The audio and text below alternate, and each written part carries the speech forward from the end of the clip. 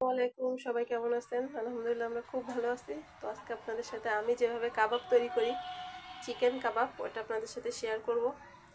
তো এই যে দেখতেই পাচ্ছেন, যা যা লাগবে অবশ্যই বুটের ডাল, আপনার চিকেন যে পরিমাণ ডাল দেবেন তার মাঝামাঝি চিকেন দেওয়ার চেষ্টা করবেন।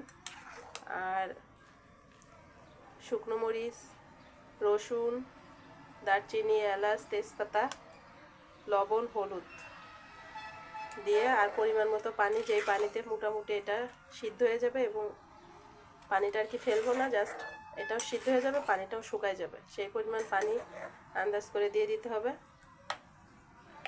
আর একটু জিরা আর একটু আদা বাটা দিয়েছি, কারণ এর ভিতরে তো আর ওইভাবে কোনো মশলা যাবে না। তো দেখতে থাকেন, আশা করি ভালো লাগবে সবার।